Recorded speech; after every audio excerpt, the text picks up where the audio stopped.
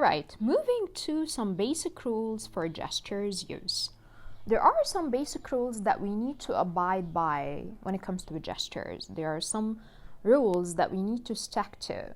And if we don't, our gestures will not deliver the meaning that we intend them to. Alright. First of all, make most gestures above the waist. Those below the waist suggest failure, defeat, and despair. If you remember, we talked before about how our hands should always be above our waist while we are presenting. We should not be putting our arms or hands down. We have to always keep them up. So always keep your hand gestures above your waist. So never put them down. Why? Because if you put them down, it will tell the audience that you are disappointed, you're frustrated, you're lacking self-confidence, you have despair, or maybe you feel defeated. You're not really sure what you are explaining. Always hold arms parallel to the waist with your elbows about 3 inches from the side. It means that always raise your arms to be in the same level of your own waist. Okay? So, and your elbows about 3 inches from the side. It means that keep your elbows always high. You know, some people when they are standing, they slouch. They put their elbows down. They put the shoulders down. Try to keep them straight. Make your hands part of your forearm, opening them with your fingers slightly curved. Look guys, we're not machines. We're not robots. So while we are moving our hands, we cannot make our fingers too straight as if we are cutting the edge, you know, as if we are machines.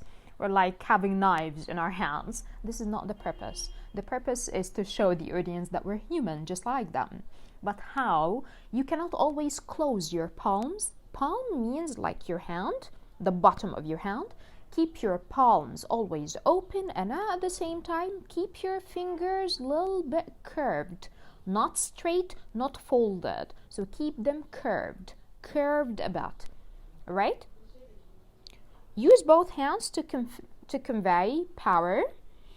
Alright, it's believed that when the presenter uses both hands during any presentation, it's for the better. Why? Because by using both hands, he's telling the audience that he is aware of every single fact he is presenting.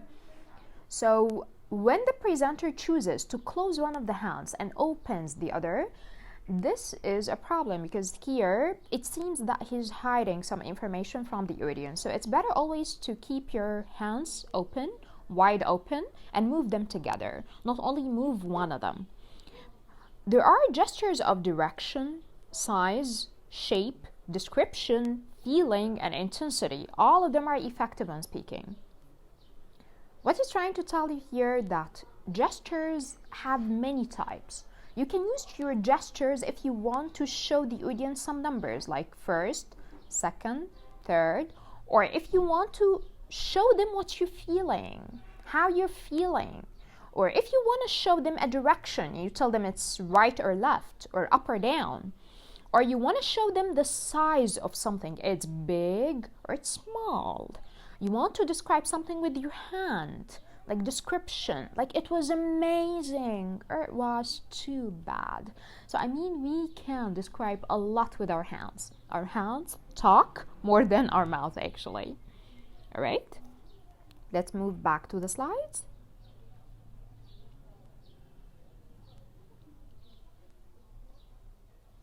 All right, so we're having here some proper gestures and some improper gestures and some proper postures and some improper postures for any presenter. It means that there are some gestures we actually advise you to do, and there are some postures we advise you to take, and there are some gestures we don't really advise you to make, and some postures which are really poor and they don't add to your presentation. All right, we will go back here, but let me go through this first. Dale, actually, this gentleman was a great soft skills trainer. He is like actually one of the founders of soft skills. He said that. Let's read it. There are always 3 speeches for everyone you actually gave. The one you practiced, the one you gave, and the one you wish you gave. That's really beautiful. Dale believes that there are 3 types of speeches for any presenter. A speech or a presentation, he already practiced a lot. He practiced it in front of the mirror, in front of his friends, his family. He practiced it with himself. And there is that presentation that you actually gave, you actually presented. And there is that other presentation you wish you gave, but you never did. Because maybe it was too hard for you. Maybe like you lacked confidence. Maybe it wasn't the right time. That's why you never gave it. But how this is related to our talk today? It's more or less related because I am training you on the speeches that you should give, that you wish you gave, those presentations that you keep pushing, like, I wish the ever existed, I wish I would just give one day. Let's have a look at this. People who cannot invent and reinvent themselves must be content with borrowed postures, second-hand idea fitting in instead of standing out. Okay, as we can see here, the lady is doing some acrobatic stand and seems like she's maintaining balance. She's completely in control of her body, right? Yeah? Let's go back to the quotation. People who cannot invent and reinvent themselves must be content with borrowed gestures, second-hand ideas, fitting in instead of standing out. Ooh, Warren J. Bennis. What did that mean? It means that people who are comfortable with their own comfort zone, they are comfortable with using and doing the same exact movements in every single speech they are doing. Copying other postures, copying the way others stand, copying the way others move, copying the way others would just move their body to deliver a message. If they are okay with copying, just imitating, they are okay with the second-hand ideas, means that the ideas which are not theirs, which are not original, they are okay with copying others' movements and just imitating them. They are okay with not being themselves, so they will never be different. They will never stand out.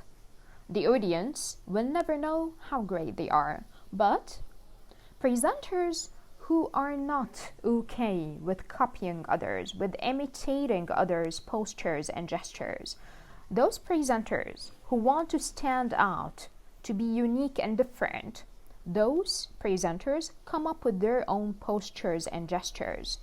They use their own movements in order to deliver their own message. They don't imitate others. They are being themselves. Did you get me? Back to the slide. So what is postures? Or what are postures? Postures is the way you stand in front of your audience as a presenter. The way you move your body parts, not only your hands, the way you stand, the way you move your own legs. And as we see here, if you look at the gentleman here in this picture, the first one on the right, arms behind the back, it's my own right, okay? Arms behind the back.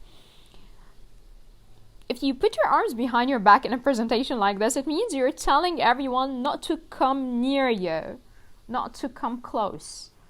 You're kind of, you're like kind of on the professional attitude thing, Don't draw near. It means that you're too professional. You're keeping your own distance. And that's normally how we stand if we are not presenting. Do you remember, like some of you will be doing their final projects, presentations. If you are standing in the back, waiting for someone else presenting, you should be standing like this. Your arms behind your back because you're waiting and you are standing professionally till your turn comes. Okay, what about this? Arms akimbo. Okay. If you stand like this, you make this stand with your feet a little bit open. It establishes dominance or communicates there are issues. And this is absolutely not a good stand. It means that you are too defensive. You're having issues with the audience. You have attitude problems. And that's why you're trying to establish dominance. You're telling them, I'm here. And this is not advisable at all in any presentation. So please avoid this one. Right, let's go down. Okay, that's a further explanation for postures. So as we see here, postures are really important during any oral presentation in order to deliver the message of the presentation. However, the way in which you deliver that message is always essential to the audience's understanding and reception of the material, which means that if you are standing in a poor manner, you're standing in a way that the audience hates, trust me, this will affect the message delivery to the audience. The message will not be completely delivered. There will be some hindrance. There will be some problem with the message. That's why poor delivery and bad posture shift the audience's focus and impede communication. This sentence is really important. It means that if you're standing in a poor manner during the presentation, this absolutely will affect the way your audience will receive your own message and will stand in the way of the communication. And proper posture during an oral presentation is crucial to engage in and building trust with your audience. But if you stand properly, you stand in the best manner in front of your audience, this will help them to get your message completely and will help them to engage with you in the presentation. Let's have a look at this picture, please. Okay. We have 3. Poor posture, good posture, poor posture again. Let's look at the first one, the poor posture. As you can see here, this is one of the worst postures you want to give to your audience in a presentation. You keep your head forward and you're having flat back with your knees a little bit, bent, which is what we call slouch, like leaning forward. It means lack of confidence, lack of trust. The second one is really advisable and perfect. You keep balanced, upright postures. So you have an upright back, not flat, upright back, upright neck, and your knees are completely stretched. The last one is another poor posture when you are leaning backward.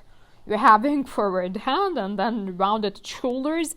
You look weak, like as if your abdominal muscles are weak. Your belly muscles are really weak. So that's why they're leaning forward. And you're swaying to the back, which is really another form of lack of confidence and weakness. And of course, we don't advise any presenter to sound like that. Okay, here we go. That's it for today. Thank you so much for having me during that time talking about gestures and postures. Hope you enjoyed the lesson. Please let me know if you got any questions. Thank you. Have a great day.